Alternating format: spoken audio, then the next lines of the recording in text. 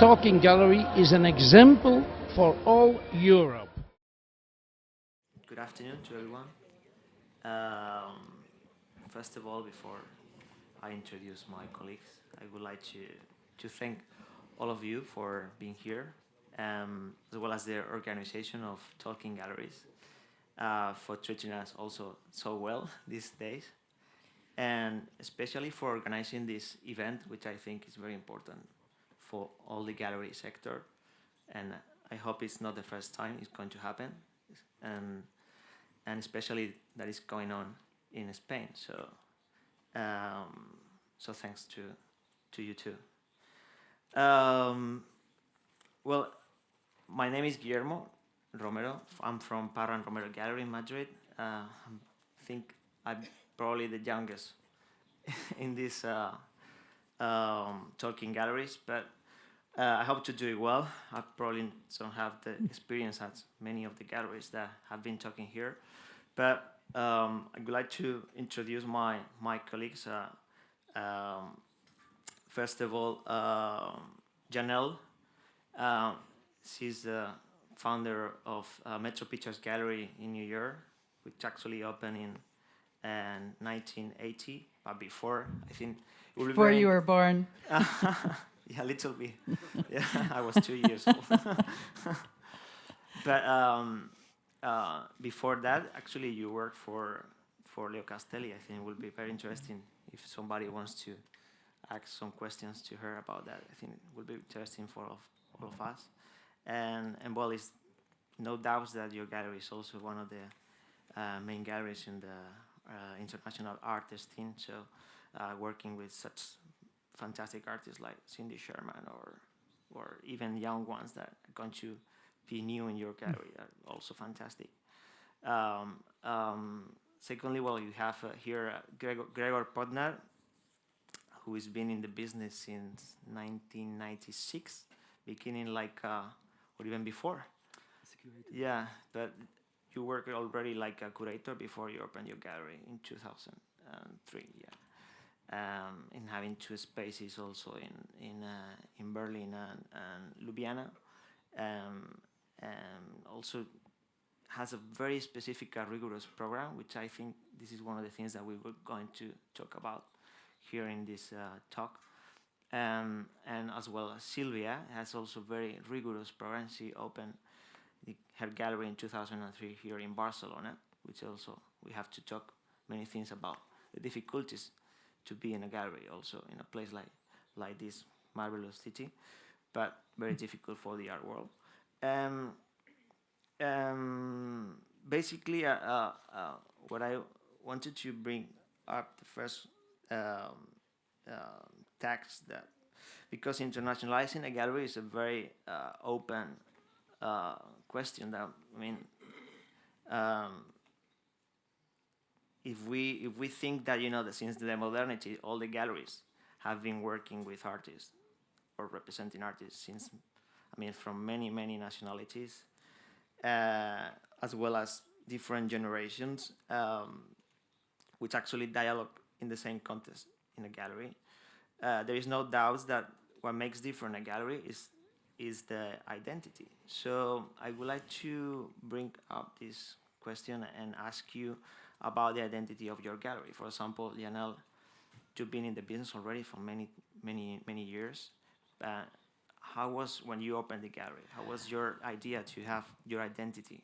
Well, when we opened the gallery, we were working with a group of young artists who none of them had ever had a one-person show in a gallery. They were local. They all lived in New York, and we opened in a very small space. And I think right away we looked to the art world. International then was essentially Europe and New York, and we looked to Europe because we thought we would get more support there, because we were showing, I guess my experience at Castelli Gallery, the last generation of artists that he had taken on were video artists and conceptual artists, and they received no support whatsoever in New York. And it was really Europe that, from curators, a few collectors, not many, And I think that that was our focus from the very beginning, even though it was a very small local gallery. And getting information out then, of course, was you wrote people letters. I think we took out a little ad in Artform magazine, and the international magazine there then was Flash Art. And I have a partner, and we both just relied on people that we knew, and wrote them letters asking them to come see the gallery and the artists. But unbeknownst to us, and it was very, very lucky, there was also in New York was, I think it started with the media, and there was suddenly a focus on contemporary art and young artists in particular, and very quickly a market built up in New York that, it's the 80s that everyone knows about, the art boom, and we did not foresee it. We expected, really tough times and very little support in the beginning. And then, as far as internationalizing the gallery, when we were doing well enough, we could afford to show artists from primarily Europe, because before that we couldn't even afford to bring them over or ship their work over or anything. But we showed some Martin Kippenberger and some other German artists. We showed a Dutch artist, Renee Daniels. And from that time on, we've tried to continue. Like right now in our gallery, we have two shows up. One is by a young British artist, Tris van Michel, who actually lives in Stockholm, and the other one is a Swiss artist, Olaf Reiring, who lives in New York. So as far as now, of course, international means the whole world. And I think it's so hard to keep up with everything that's going on all over the world that I can't go to a city and suddenly start looking at artists. I don't know anything about the culture. I don't know, so I think we have to rely on, there's a lot of freelance curators now who are keeping up, and a lot of big international shows. And how was the beginning? In relation with art fairs, at that time, I suppose it was also difficult to, financially, to be out of your city or. Right. Art fairs weren't as important then, particularly for young galleries and new artists. Basel, they didn't have art statements section. I remember visiting Basel, and it was like, it was essentially Byler, and it was a different fair. The first fair that we ever participated in was the Chicago Fair, which made an effort at the time to have international galleries. We came to Arco one year because they invited us, I remember. And then we started doing Basel, I think, in beginning of the 90s, 95 maybe. And what about you, Gregor? So the identity of your program, I think the three galleries are very rigorous and coherent in what to do. And you also have some very particular identity in your gallery. Why don't you tell us, what it's about? Sure. First of all, I would like to tell something about the term identity. An artist of mine said that people, or something which is connected to people, have hardly something which you could call identity. Objects have identity because they do not change. People change, so it's hard to speak about the identity, but maybe about the development and about the development of the program. So I started on a curatorial base, and Ljubljana was actually, like in the 90s, quite active on the curatorial level. We had quite a lot of exchanges, which was maybe interesting that it was not always directed to Western countries, but the focus was also towards South and East Europe and North Europe as well. And there I made my first experiences, and then the decision was actually like at a certain point to go as a newcomer to the art market. And definitely I saw a niche that was particularly from the periphery of Europe, where actually I also like I realized there is some artistic positions, some artists which I would really like to work with, and which are not yet part of, let's say, of inside the commercial system. And this was the beginning.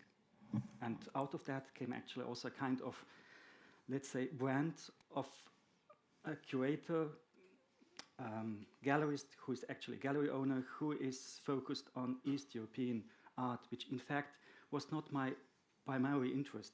It was just I saw a niche. I saw actually around my surrounding and also beyond in other countries towards west or towards east or northern Europe as well. Swedish artists I started to work with, where I just realized that it would be just from first of all from a curatorial point of view, but then of course when it started to become a business, that I would like to continue to work. And that's the. And why you decided? Because you were a curator. Why did you decide? I mean, this is a good question. I mean, actually, it was like I felt as a curator that I'm a kind of trapped. I was interested in content, but I was not that good in networking. I mean, networking in that sense that I try to go a bit more into the ideas of the artist. I really liked to work with, to have a kind of exchange. But I have to confess, this preoccupation with a strong strategic view on links and networks, which brings you further in the career. I saw with that program, or with that what interested me at that point, I thought it would be maybe not a good idea. And I have to change the profession or maybe the focus, and I might be more free. I might have more freedom as a gallery owner who has his own realm, pays his own bills, is not dependent on public money. And this was a kind of very naive idea. And this naive believing brought me to that I started to work with these artists, which were the start of the gallery. And then you opened a second space in Berlin. So you wanted to get more attention, more international attention as well? Actually, I was not that happy with the political situation in Slovenia. It's actually, from outside, a wonderful small state close to the Alps. But particularly, I thought it's good to go into another context, to go to a bigger city. And first of all, I thought it would be nice to go even more to the south, but I landed up in Berlin. And now the situation is like that. There is a lot of competition, and we have to face that. I have to continue to go to art fairs as I've done in Ljubljana. And this is so art fairs for you are like a key thing in your program because to get the attention that you need for your artists as well. The attention, and it's also I make my living out of that.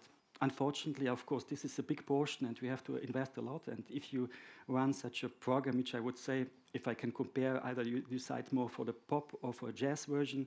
If you're more on the jazz side, then it's of course difficult to fulfill the financial needs of that. Yeah, I think we will talk about that later because I think it's quite essential in this panel. But Silvia, so you had the gallery in Barcelona. Yes. Tell us about also your identity, the content and the context of your program. I totally agree with this definition or non-definition of identity. It's something that doesn't stay like this forever. You're not always you are the same person or the same whatever business maker, but it's something that moves with a long time. And my identity, I think I started to think about this, not just knowing exactly what I wanted to do, but I sort of knew what I didn't want to do. I started the gallery in 2003 and with absolutely a total lack of experience. I was never in my previous professional life or background related to any discipline that had anything to do with art. I was an art lover, but I had a little bit of an education abroad in the 80s, because my gallery can still be considered young, but I'm not young. I studied in the US for 2 years in the mid-80s, and I was immersed with an extreme intensity to a different culture, to a very different educational system, and that made a big impact on me. After 2 years, I decided to quit what I was doing there. I came back to Barcelona, and from scratch, I just looked for a job. And the job, I was ready to do anything. And I was offered a very good job because I could speak very good English. And this may sound extremely simple, but I think this, in the way I have been developing until I have reached my position in running a gallery now in Barcelona, this was extremely crucial. Because during the years that I was there and later, for me, it was totally natural to communicate with people, books, exhibitions that were not national, that were already international. And that's how everything developed, I think. So I was working in a different field for many years, and before deciding to open the gallery, the only thing that I could do is I taught myself with spending all my free time and even my not free time, seeing shows, going to see exhibitions, art fairs, galleries. Not studio artist, because of course I was not practicing as a professional yet. But when I finally decided to open the gallery, this question about being international or defining an identity was very, very natural for me to bring up this interaction with international artworks and artists.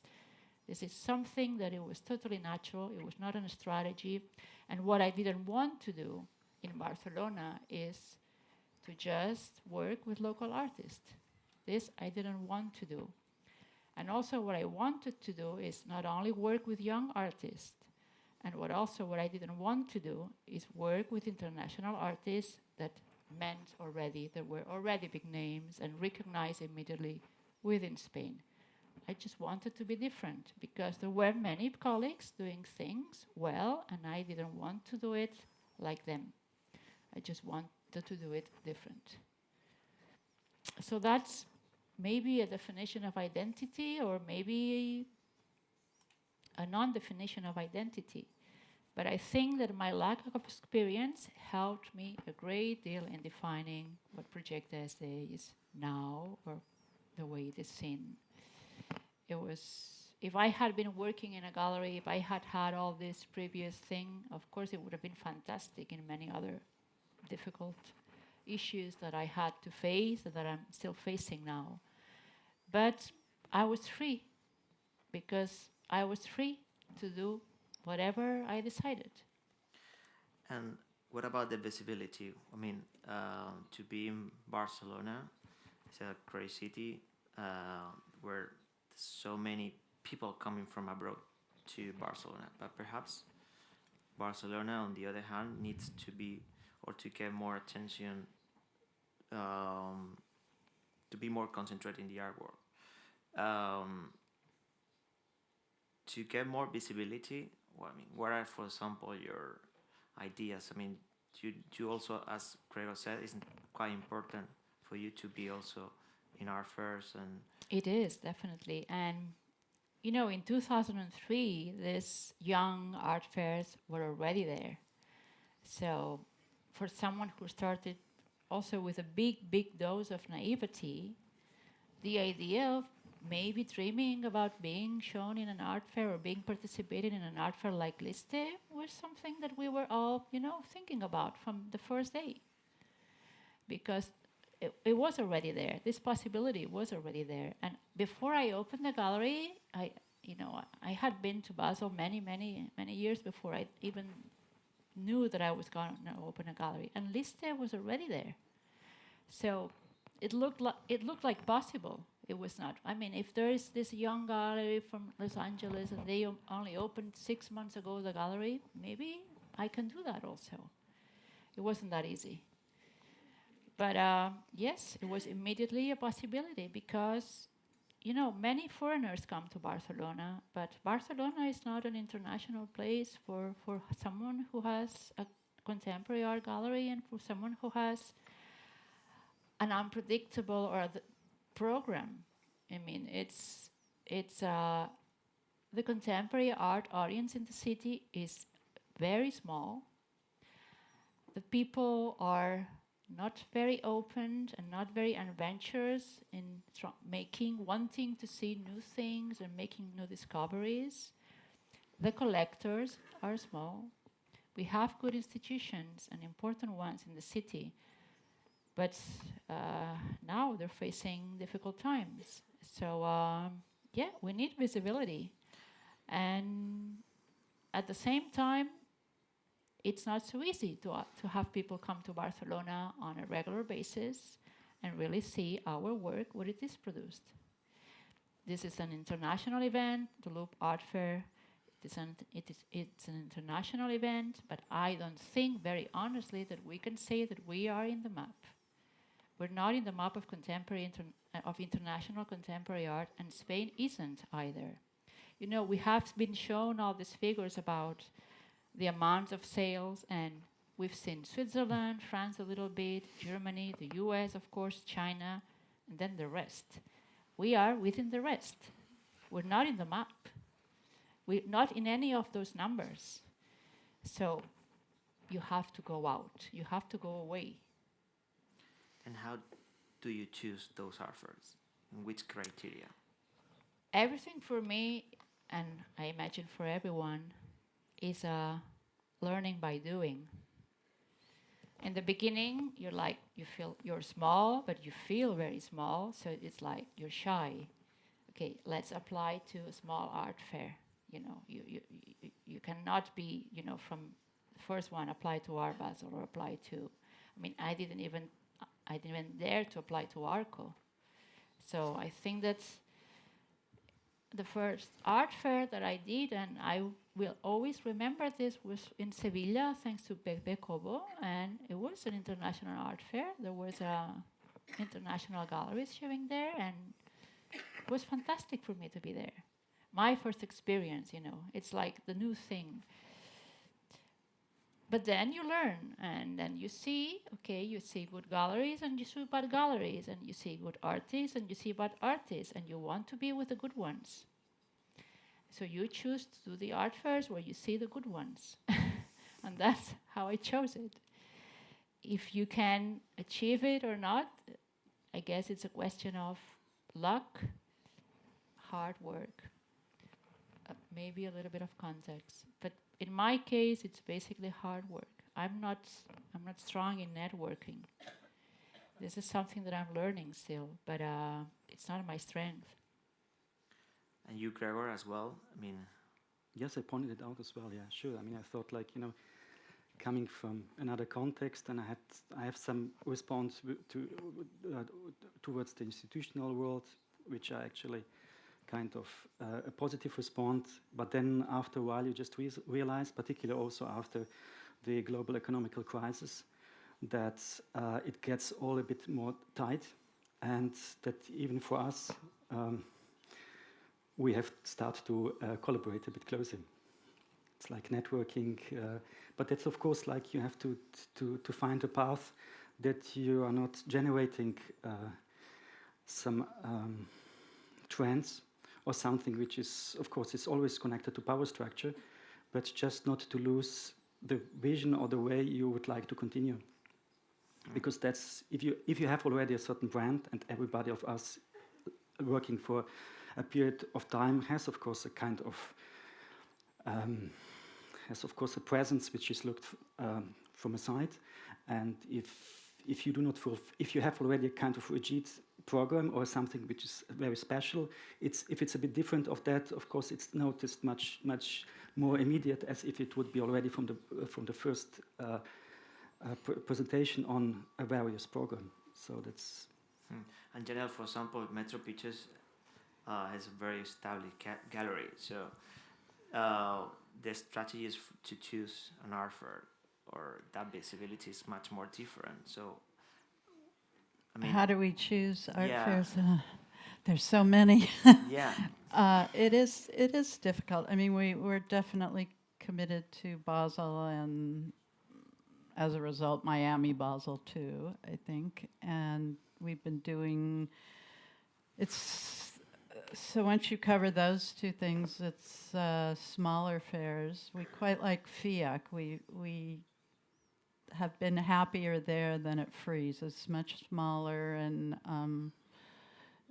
it's a nice kind of audience that keeps, they're not rushing into the opening to buy something. They come back during the week again and again.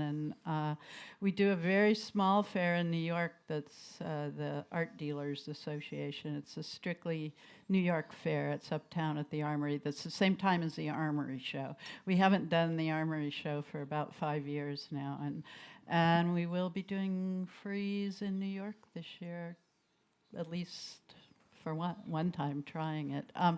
We started doing the Armory show, and it was in the hotel, and I thought it was a great fair then, and then we kept doing it just to be supportive. I think most art fairs, when they start up in a city, they feel like they really need the support of the local galleries, and we did it, and then when it got really big, we haven't done it for about 5 years, so.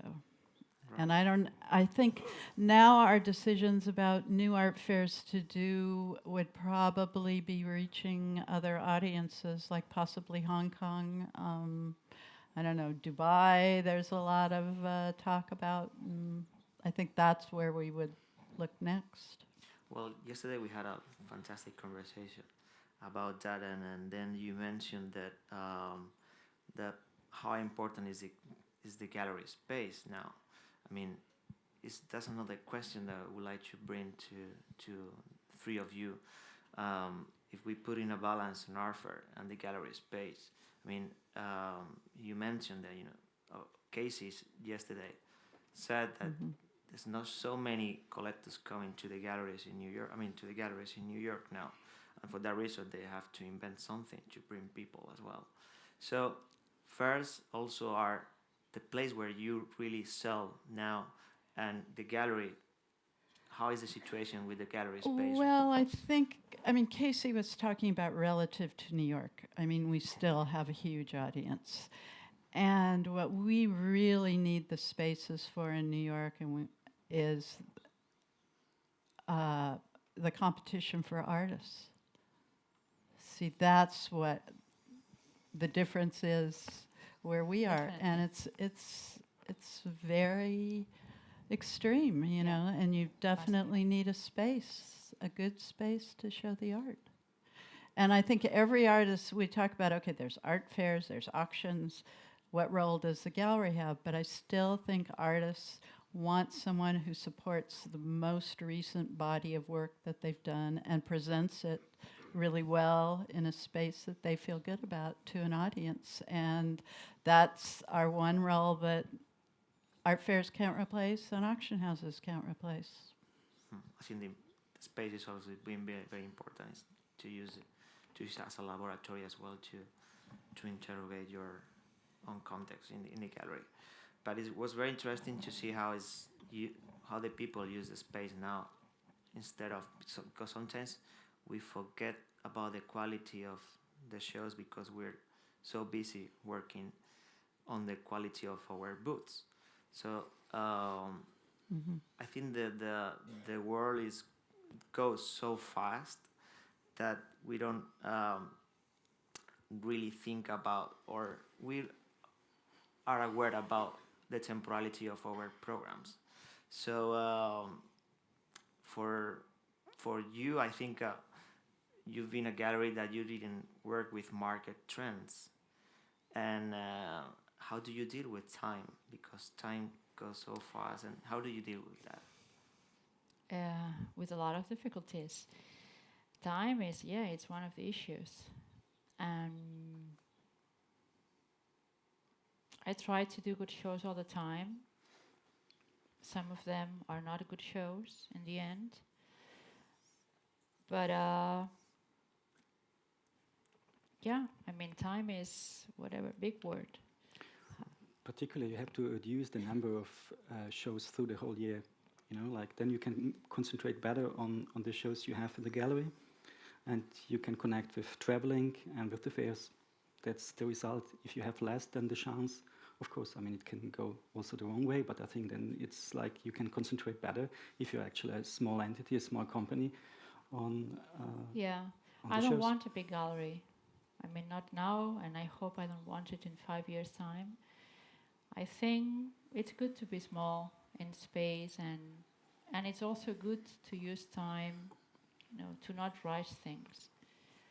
But everything is going very fast. You know, you organize a show and you have an opening, and you think that the people from institutions, curators in the city will be seeing their show, but no, they will not see the show because they're traveling all the time. So you have to be very intelligent now in trying to find whatever the distribution channels. Distribution is very important. I like books a lot, and I have done also shows with books. And you know, a book is a beautiful, or can be a beautiful object. It's very hard work from the beginning to the end. But the key thing in most cases is to put that thing in the right hands. This is distribution. And I think that that's the only way, maybe, to find the right distribution channels. And it's so difficult to reach everyone, and especially if you want to be international, then you're competing with everyone, because, you know, in my street I have another gallery in my street, but when I go to an art fair I have like tons of galleries, one from Germany, one from Switzerland, one from New York. You're competing with all of them. So maybe in the end, this internationalizing the gallery is what I'm most interested now is in just like finding the right distribution channels, using the tools, using the art fairs, using everything that all these beautiful technologies that we have in our hands. But, you know, I have to have control over this. And then maybe we cannot reach everyone, and we maybe should not try to reach everyone, but maybe the ones who are truly supporters of your program and what you do. Some people you already know, and of course people that you want to know and you don't know yet. But yeah, you have to find your way. And be aware that it's a problem of scale. Where do you want to be in the long run? You know, when I decided, there's another time and money, all this, and everything goes very fast, and everyone wants to sell fast, and everyone wants to do everything fast, and there's nothing more frustrating for a gallery than having to explain your program to a curator in, like, you know, sometimes they organize CSX, they organize all these visitors, international curators coming to Spain. Tomorrow, these people will be visiting your gallery, and they have like 10 minutes in this gallery and 10 minutes in this other gallery and 10 minutes in this other gallery. How do you tell about your artist in 10 minutes? But not 14 artists in 10 minutes. So it's impossible to deal with this. So yeah, let's be small. And, you know, and I didn't open the gallery to become rich. I knew that it was going to be a lot of suffering. How do you deal with, for example, because to finance to be out of your city is quite difficult when you don't get the finance in your hometown. A little here and a little there, and I live a very modest life. I just have to feed myself. I don't have a family that I have to feed, luckily or unluckily. I do sell some artworks, of course, I do sell, and more all the time. So. What about you, Gregor? Actually, I have to confess, my plan was not to suffer, yeah. And, yeah, that's what I already tried to explain, or from my experiences, that of course the world of the institutions is not that of the art market, and that I experienced through the years now. And since I have a growing family, and actually also growing expenses in the gallery in general, I have to expand. And once again, this issue of networking, of now to share the artists, how appreciated they are by the institutional world. They have, of course, also to make their living, and that means also I have now to find the strategy or way how I can actually also work with other colleagues on the artists. I am working now already for many years, more than a decade, because with most of them I worked before as a curator, so it's like actually I'm a young, old gallery. And is it also difficult to finance probably the production of the works? I mean, But depends you on the have level also of the artist, but Janelle, I mean, it must be also difficult, you know, to deal with all of that. Well, not as difficult as, I'm not going to complain, shall we say. But I do think that there has been a lot of emphasis on a lot of the panels about how difficult it is to be an artist. And it's like, oh, we finally have an audience and I want you to hear, I have to do this and I have to do that. And and we do play all those roles and it can be really difficult, but it's a great job, And we all do it because by choice and because we really love dealing with the art Exactly. and the art world. And I think, I think very few people go into it, and a lot of them fail if they do, thinking, I want to make money. I'm going to become an art dealer. Larry Gagosian started out really small, and he saw a different path and expanded, immensely, or you can stay small. But I really do think the basis of it, that we love working with art and artists, and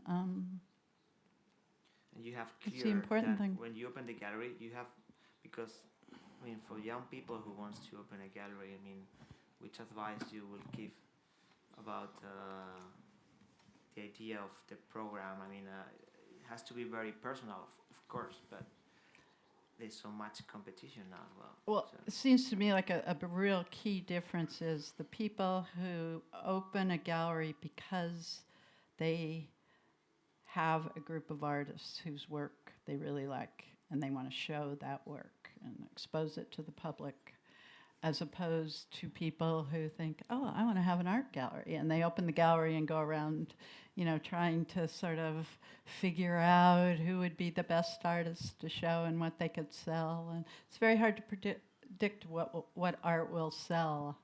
I've been around for a long time and I couldn't do it. I just have to show the art that I think is best. And also I think it's kind of interesting, you could almost make an analogy with restaurants now. There's a movement all over the world about eating locally, and the restaurants that you hear the most about are very small, locally grown products. And I think that there could be an analogy for galleries with that too. I mean, we talk about the mega galleries that are getting huge, but there's always room for every kind. And I think there can be a reaction against that and a respect for very small galleries that are... So you think it's very important to create a strong community in your Yes. local area? Yes, absolutely. Mm-hmm. What about you, Gregor? I mean, that thing is very important and difficult as well. I think so. I mean, actually, also in the scale of Berlin, there is a lot of things to do. We have to network more closely. It's not only about ABC and Gallery Weekend. It's just the start, I would say. It's a city with a lot of great individuals living there. Some of them are hidden. I mean, like, they of course live there, but they have actually like their business more international. And there is a lot of potential in the city. And this, and particularly like regarding the economical situation, we heard this now yesterday and today. Of course, if you're there somewhere in the middle rank, you have to find also other ways how to overbridge certain things which are connected only with dealing. Silvia. Totally agree with them. And Barcelona is a great city. We are extremely pretty. Everyone loves it. Good food, good weather. But we have to offer something more. But how difficult do you think it's going to be to create community? I mean, Spain is a It's difficult difficult. country as well. Everything is difficult. But it's so Running a gallery necessary. is beautiful, but it's difficult. Creating a community, that's very difficult. But you just have to do it. Or you have to want to do it. And then a little bit here and a little bit there. I think it's crucial. No, I think also things like talking galleries mean, also can help. Having one good gallery in one city doesn't mean anything. So I don't know if we should follow few, Sorry. few more questions, but Isn't that right? Lucia was telling me that also would be very interesting to leave more time also for questions for the people. So I don't know if somebody wants to ask something really precise in terms of the visibility or the internationalizing of the gallery.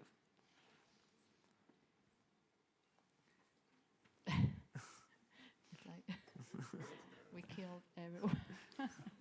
Yeah, I know. We have somebody.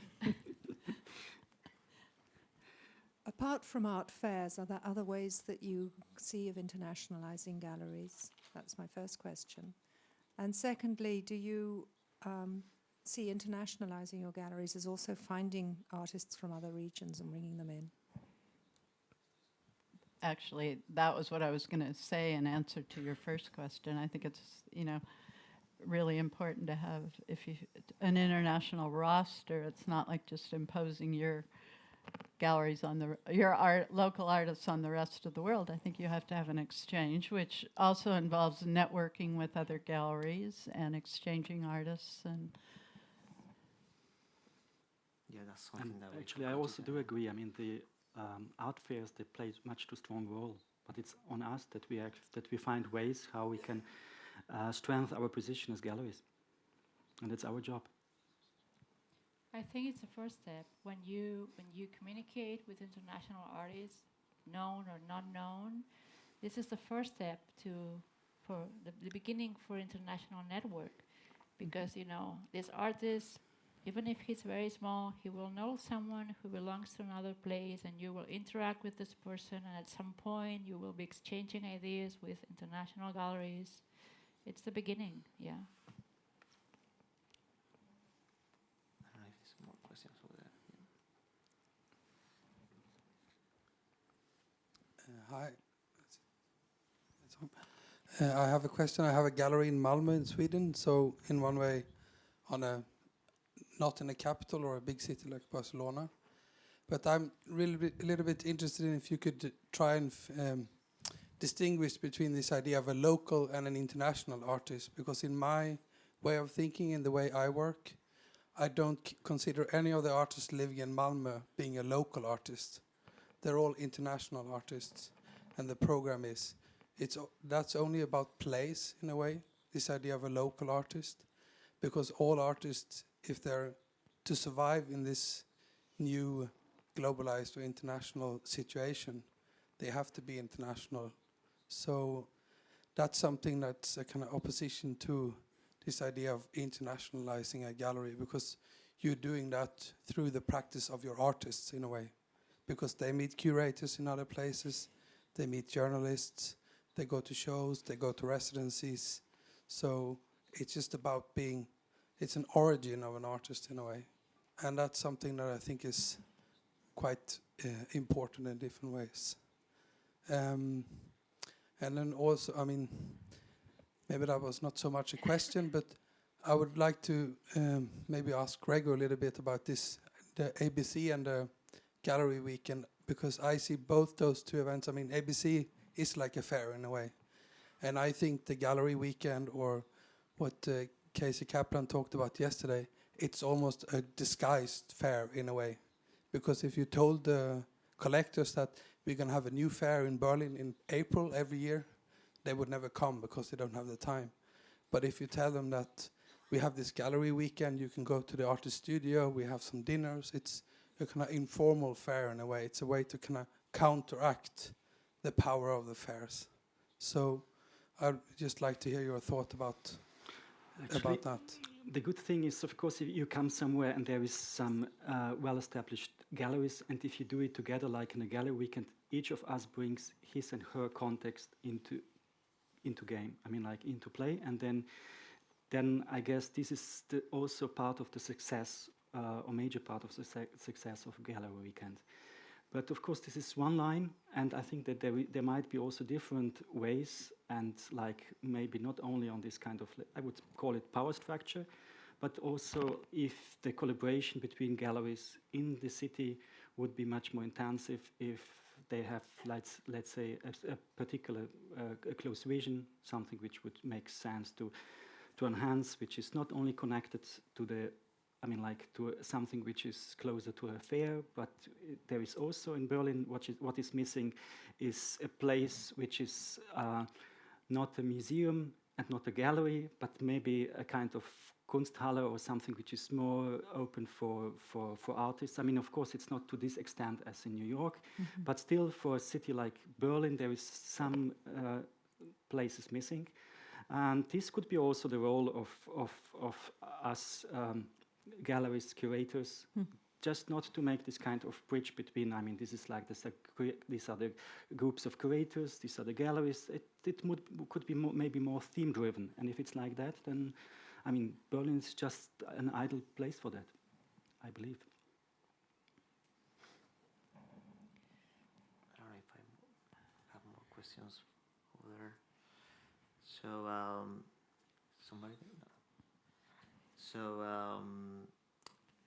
talking about before we were talking about the exchange of artists between galleries and everything as well, and you mentioned also the situation of to be a local artist in a place like Malmo.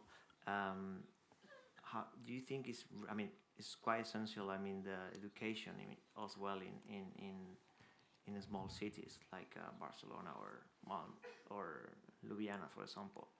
I mean, do you think it's necessary to support also like Kunst academies or places like this that are so necessary and that sometimes we don't have? Yes, of course it is. Education is very important for the people who want to become artists and for the culture in general. And it's not so long ago that we didn't have a museum of contemporary art in Barcelona. It's not so long ago in Spain that all these contemporary museums started opening their doors.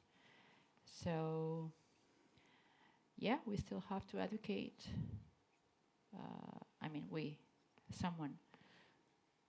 Yeah, education is totally necessary, and it's the it's the beginning to have a better future. If your question was if we galleries have to support the educators or something like this, I do not quite understand. Yeah, I mean, we're part of one system, and we are interacting. I mean, when I go to see art schools, so not all the time, but often, and it's very important. I mean, to develop an art scene, to have a good school. So generally, in places where there's that someone recognizes a good art scene, it's because maybe there is a strong art school or a strong group of artists that they all started studying in that school, and they just stick together and support themselves, and a little bit of this. It is definitely important. And Gregor, for example, on the scale of Ljubljana, it's actually like Slovenia, it's still a welfare state, and people are sometimes just wonder. I mean, it's really a very small art scene, and it's more eye-to-eye relation. After a few years, I was just happy that some student was just a bit more interested and a bit more open for that what we do, and just to bring another person on our side. So it was really it was really a kind of heavy work to bring young people into that what we've done. I mean, I've been of course very young some years ago, but it's still. I mean, it went on, and it was really like we were working kind of internationally. It's not only it does not go only for the art scene. It's also philosophers, Zizek or so on. Like it might be a very known person outside Slovenia, but inside you're known, but at the same time you're part of something else. It's a very traditional background. We were talking about creating a community, and I think it's very important for young people to be connected to galleries, to go to openings, to go galleries to art schools to talk and to find and to look for new things and Well, sometimes I don't know, for example, Janelle, in the Well, 80s, I think Berlin is an interesting example that could be a lesson for smaller places, because the dealers really do get together and cooperate and try and figure out ways of bringing people into the city. And you talked about you might even get a space together that would be a Kunsthalle, something like that. And I think that no matter how small the space is, you can get a community of people together. Like someone on an earlier panel talked about Sam Keller reinventing the Basel Art Fair. You can reinvent the little, whatever the art scene is in whatever the city is. And I think it really does take dealers working together and cooperating now to do it. I mean, even in New York, like, we're all lemmings. We love to be in the same neighborhood.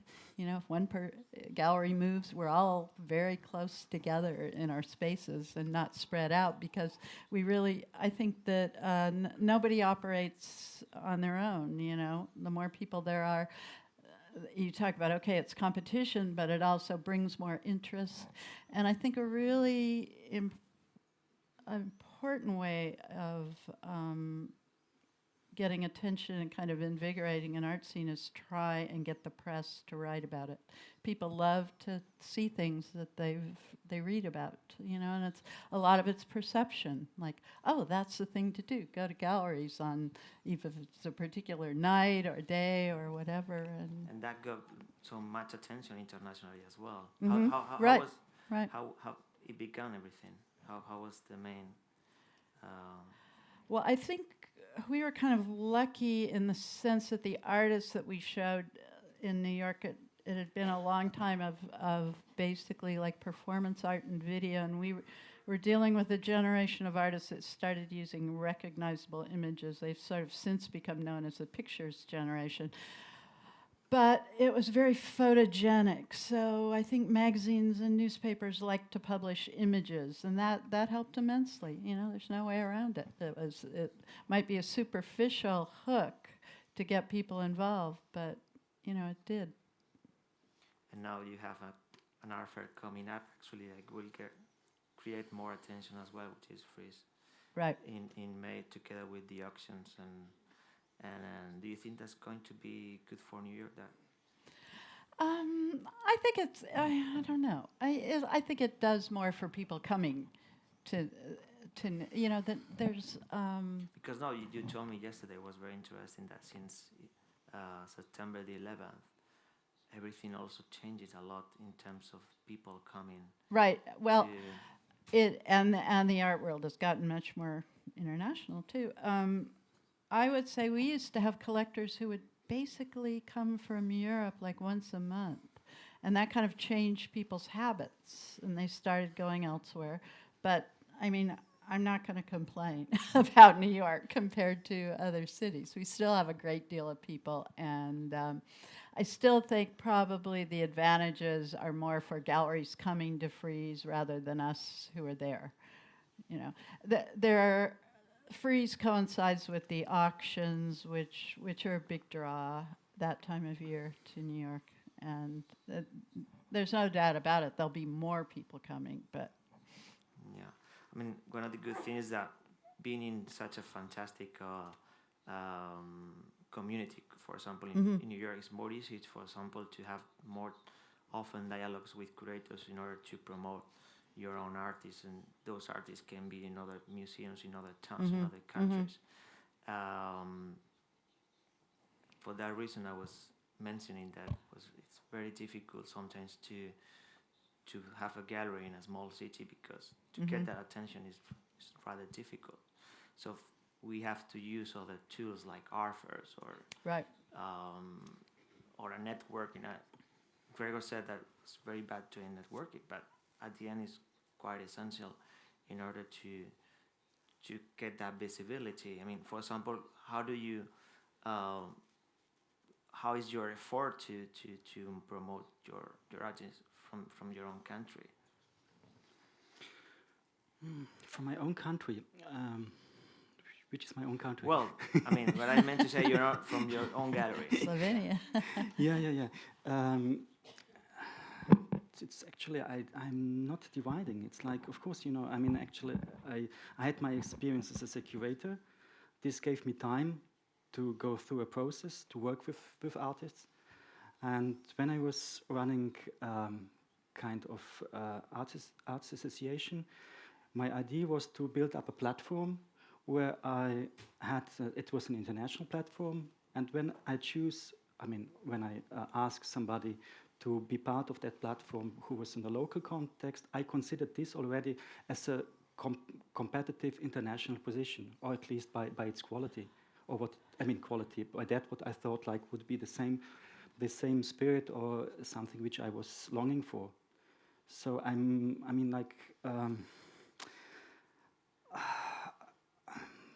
know. I mean, I work for the artist I decided for. And of course, there is like, for a very small country, it has not more than 2 million people. I'm working with 2 or 3 artists from this small country. This is already a lot, in comparison to. I'm curious, neither one of you have mentioned the internet and technology as a means to reaching outside of the small, place where you are. And I would think that would be so important. It is. It's essential. But it's a new technology, and I think it's in the process of refining itself. Because if you think of the amount of, you really have to communicate well, not just use the tool like this. Right. Mm-hmm. If you think about the amount of emails or information about exhibitions from all these different galleries around all the world that one individual curator gets every day. Everything, right. Where is the focus? Mm-hmm. I'm worried about this because I have not found the way yet. The way to, but of course it's essential. I mean, we would be dead without internet now. And maybe it seems that it's international artists and art fairs, but that's not the only way to internationalize a gallery. You have to travel all the time, meet the people face to face, go to shows all the time, shows where you have your artists and where you don't have your artists, but you still meet people there, and all of this is essential. But in these discussions here, we have heard words like people, faces, content, context, family. This is it. You can use the tools, you can communicate through the internet, but at some point you want to know the face of that person. And when you see a show, and when you see maybe in a small exhibition, a little work of an artist that you think, this is intriguing, this is interesting, I want to know more about this artist. You have to see it by yourself. You have to see the artist. You have to see his studio, his place, not a portfolio that he sends in a PDF, via you send it or whatever. All these 1,000 different ways of communicating and sending massive amounts of information. No, thanks God that it's about also personal relationships. But this is crucial, and times have changed. But in '67, I think it was, Conrad Fischer opened a gallery. There were no art magazines, no internet, no fax, no mobiles. Mm-hmm. He was very international. Mm-hmm. Of course, it was in Düsseldorf, or a precise time in history. A lot of things happening, But it was small. I think that we're running already so I don't know if somebody wants to ask questions over there. Yeah, my name is Joost from Stevenson in Cape Town. And it sounds like, everything we've been talking about this session, everybody wants to be international, we're all traveling, we're all going to art fairs, it's all going great. But I think some of us here who are from places further away know that there are still certain small ways in which being from far away can work against us. And I wanted to ask specifically Gregor if he can explain or elaborate a little bit on his experience going to Berlin, opening up there, showing art from outside Berlin, and if there was any negative responses, or if there was a lot of extra work involved in convincing people that, you know, this should be part of the mainstream. And a final question after that, maybe, should I open a gallery in Berlin? Would that be a quicker way than going to all these endless art fairs? Or in other words, has it worked for you to open somewhere else? Yeah, first of all, actually, like, the distances are very close, you know. This is just 8-9 hours by car or a short flight, so we are really speaking about some distances which might be in the States or Canada, like just around the corner. So, yeah, I mean, this is like, and I somehow, certain people knew me already in Berlin, so I was working already before internationally, and I went there, and it was not a kind of competition, since I already told that most of the artists I'm working with are still, I'm the only one who's representing. So this was actually not a kind of conflict of interest. At the same time, we know that it's important to collaborate and to share. That's another point. But anyway, that's at least from this point of view. And and it was actually like, I don't know if I have to. It's really a hard competition, and you have to know that you have to go out of the city if you come to Berlin. So it's like you cannot survive of that what is grounded in Berlin at this time.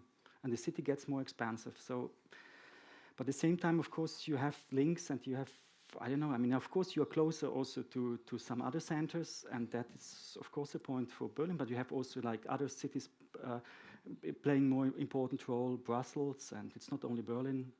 At the same time, I don't know what kind of advantages there are in South Africa, so it might be, I cannot give you a kind of really short advice.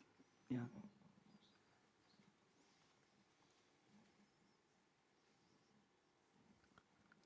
Thank you. I think I'm going to press a little bit more on this question. I come from a place which, geographically wise, is not so far away as South Africa, but since I come from Serbia, historically wise, we are kind of separated from Western Europe.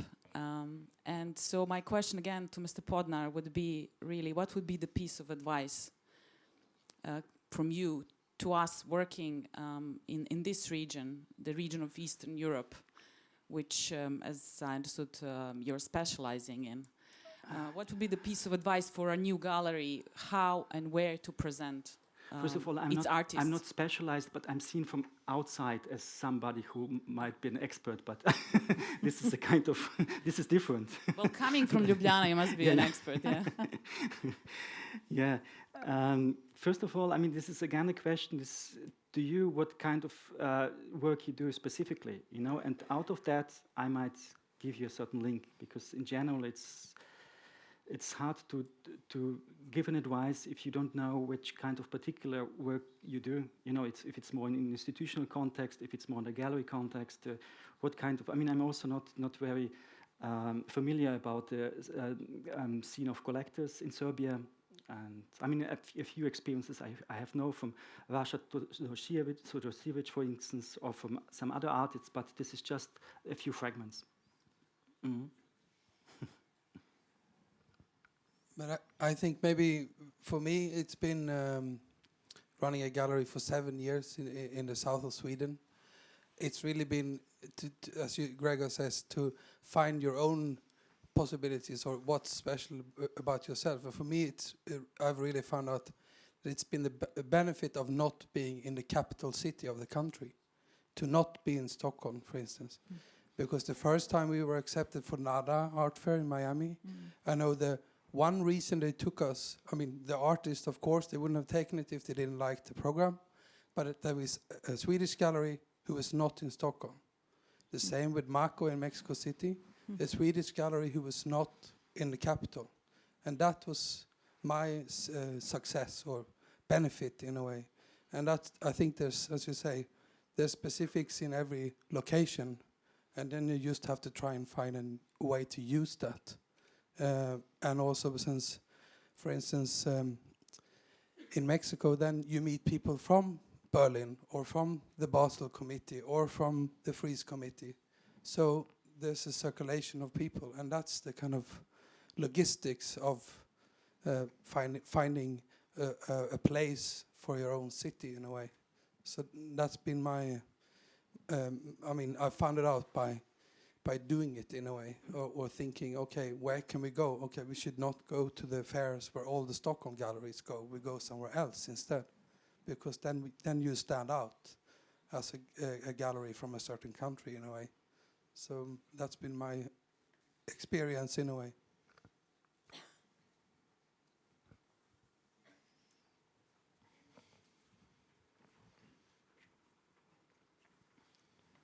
This is for Janelle. We have been talking a lot about, let's say, kind of periphery countries like our country or Ljubljana, well, only Slovenia. What about New York? I mean, you have your big market there. You are center of the art world. There have been very few galleries from New York who has opened spaces in other places apart from the brands we talked yesterday. Is there any consideration of opening a space in another big market like China? And if that could be possible,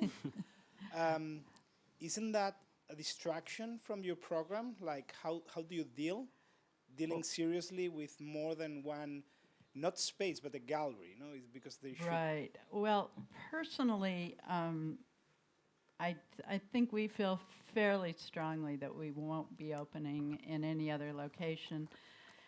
And I think it's really important to have local roots, whether when you can't just open a gallery somewhere and not be there.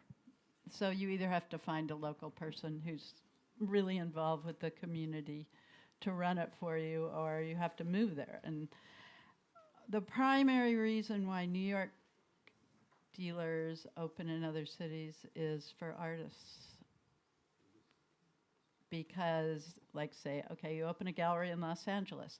Every artist wants to show in Los Angeles because that's where Hollywood is, at least once. So if you have a gallery in New York, maybe a lot of the artists that you would like to show that have other New York galleries would show with you in Los Angeles. And I sincerely believe that's the reason why most New York galleries open locations in other spaces. And I think we've talked so much about the proliferation of art fairs and how important they are. And they're not only important for, you know, galleries in more difficult locations, but they're also extremely important for every gallery. And I think it's just too much with all the art fairs, with having to have a big space in New York, which we do have to maintain, that we personally, I'm not thinking about opening anywhere else. I would rather find galleries that are local there and cooperate with them and have them show your artists, like Hong Kong or whatever, you know.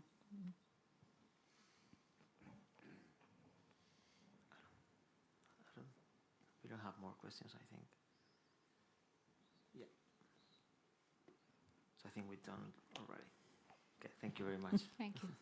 Thank you, Guillermo.